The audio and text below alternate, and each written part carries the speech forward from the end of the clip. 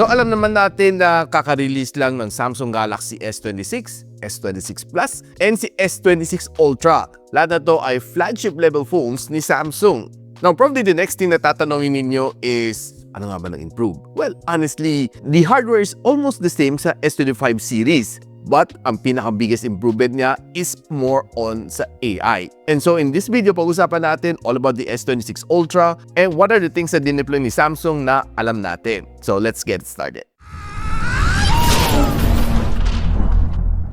Now guys, I invited tayo sa Galaxy Unpack here in the Philippines to get a preview ng Samsung Galaxy S26 Ultra, S26 Plus, and si S26 before the launching. And here are some of the things na nalalaman natin. And by the way guys, the video nito is being recorded before the actual launch ng S26 series. So isi-share ko lang sa inyo yung mga nalalaman ko. Pagdating sa kanyang screen, it's almost the same naman dun sa kanyang S25 Ultra. We have here is a 6.9-inch na AMOLED display, more of a dynamic AMOLED 2X display. Most likely ito yung LTPO counterpart ng ibang mga brands, which is kaya na mag-adjust ng kanyang refresh rate para makapagtipid ng battery just for you. It still has a 120Hz screen refresh rate and a Corning Gorilla Glass Armor 2, which is one of the best na meron ni Corning right now. While I was playing with the phone, honestly, I'll tell you na maganda naman kanyang display. Well, honestly, di mo naman talaga mafe-feel yung improvement ng display, no? Wala ka naman mapapansin na wow factor from the predecessor.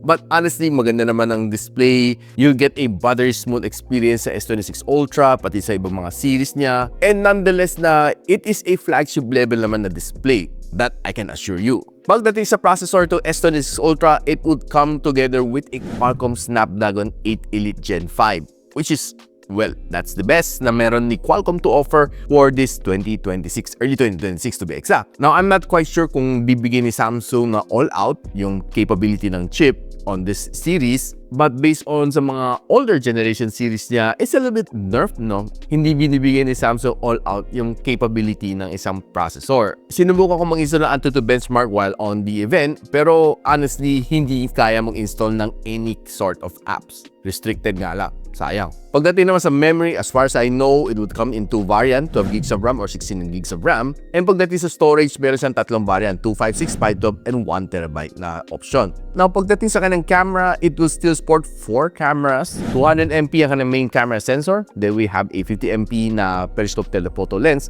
up to 5 times ang kanyang optical zoom. 50MP ang kanyang ultra wide, and you have a 10MP na telephoto lens na may 3 times optical zoom. That's as far as I know. Front camera, most likely is still a 12MP. Pagdating sa battery, 5,000 mAh sa kanyang battery. Still no improvement.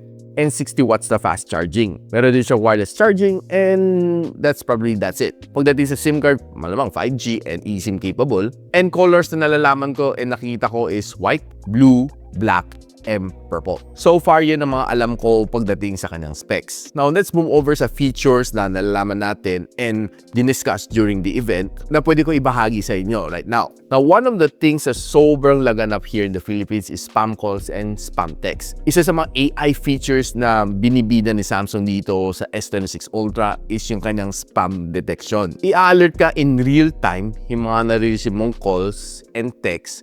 Kung probably scam or scam siya, i-alert ka niya. Which is something na very intelligent, very helpful, no? Probably iniipon niya sa kanya database yung mga numbers na nire-report ng mga tao na spam, scam, no? And i-alert ka ahead of time. Which is a good feature para makaiwas ka sa scam and para hindi ka maloko. And si S26 Ultra is the world's first phone na may privacy display on a mobile phone. So meaning, hindi mo na kailangan magpalagay pa ng privacy na tempered glass, privacy film para yung mga naninilip sa shoulder mo. Normally kasi, yung mga taong mahilig manilip no? Nakikichismis, sila mga, si Marites, no? Habang may kausap ka, kung may kalandian ka, biglang may sa shoulder mo, biglang may sisilip, ganon. Yun ang isa sa mga maiwasan na you don't even need to put on a privacy film or tempered glass. And the good thing is, pwede mo i-adjust yung kanyang privacy level. Alam mo yung mga bagong sunglasses na pwede mo i-adjust yung kanyang tint level. Ganun din dito sa privacy display ng Samsung Galaxy S26 Ultra. Which is something cool na pwede paglaruan na so far. wala pa sa ibang mga smartphones. Now, pagdating naman sa kanyang thermals, medyo binago ni Samsung daw yung design nitong phone na ito. Binago niya kanyang vapor chamber para mag-dissipate ng more heat in the process, lalo na kung naglalaro ka ng games, which is supposed to be something na important on a flagship level phone. Another thing na sobrang impressive is yung kanyang interpreter. Now, ang dami sa inyo mahilig mag-travel dito, Japan, Korea, and all of the other countries out there na hindi mo alam ang kanilang language unless you learn it. Now, with yung bago interpreter niya na feature,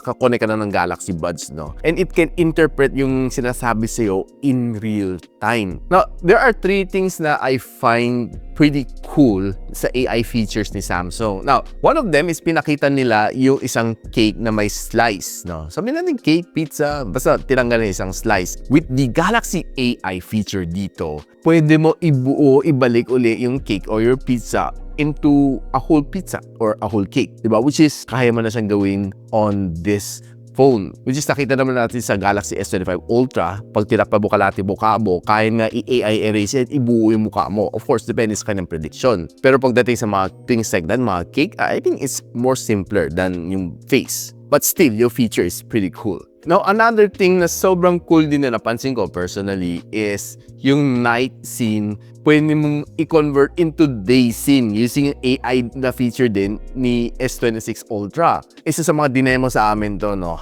Nighttime yung photo, pero as she converts it, biglang naging daytime, no? Hindi yung background lang, pero overall pati yung picture, yung subject, naging mala daytime talaga siya na picture. Hindi siya nighttime yung subject, tapos yung kanyang background ng daytime, hindi, nang-adapt siya, ang galing. And last one na nagustuhan ko rin is yung kanyang audio eraser, the AI. If you're watching sa videos at medyo maingay sa background, there are some apps na supported niya, no? YouTube, Netflix, IG, and a few more. Pag nakikinig ka sa audio nila, no, medyo maingay, may mga background noise, kaya niya i-audio erase ito para you can hear the main character talking clearer and hindi masakit sa tenga. It's very useful.